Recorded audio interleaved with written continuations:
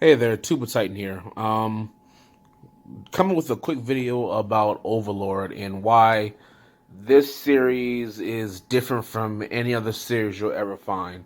I know people like Isekai series, Going to Know the World, but in Overlord, it's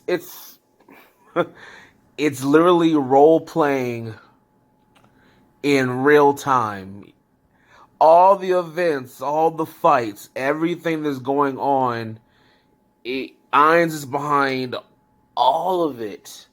Right now, uh, the Empire, their leader is going insane, but really, it's because Ainz is just kind of just going with the flow. It's uh, I'm currently I'm currently reading the volumes along with watching the anime, and I am on volume 13, the Paladin of the Sacred Kingdom Part 2.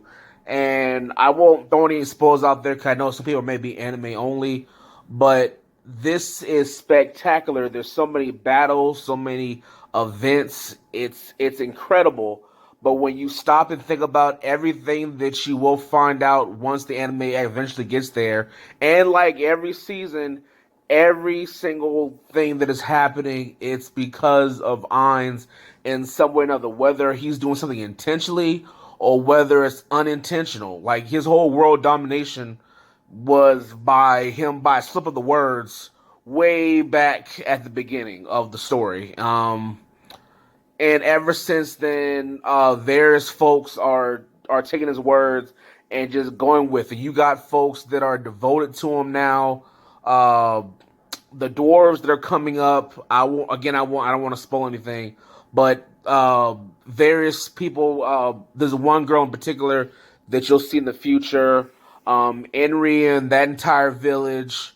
Uh, you name it, any person, Evil Eye, uh, Evil Eye is like in love with Momon, but in the reality, it's just Ainz, wanting to be cool and have some swords, and it's insane to really think. Sometimes you forget while you're watching it, you forget that what this show is really about. It tricks you to where you're so like, oh man, they have such a great relationship.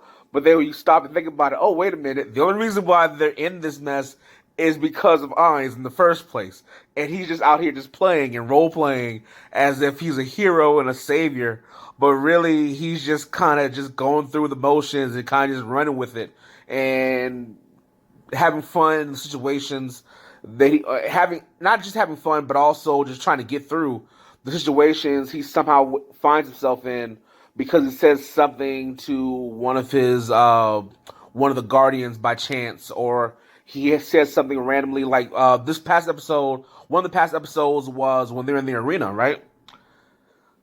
I can't pronounce his name, but you know the leader of the Empire. He's going crazy. He's going insane. Like, oh my gosh, I can't believe it. Honestly, he found out about our plans. I was just trying to go and recruit people for the Adventurers Guild. That's the only reason why he went to the Empire. And their leader, their king, he's freaking out. He's like he thinks there's some big conspiracy. Ainz was actually watching him. If you read the volumes, he was watching them through I think that mirror item, and watching him for hours upon the day, but not to try to sneak in and get secret from him. He really was just observing them because he wanted to portray a king in a better way because he didn't know how, so he used him as a reference. And in Ainz's eyes, they are best bros, and it's insane to think about.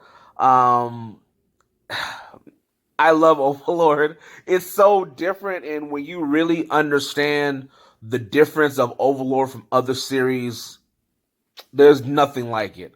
I highly encourage people that are watching the anime, if you haven't already done so, read the volumes as well because it really gives a lot of inner dialogue of what he's thinking while certain events are happening, and it's great. So yeah, that's all I really had to say. Just a little like little something to talk about Overlord because I really enjoy it, and I hope you guys do too. Take care, deuces.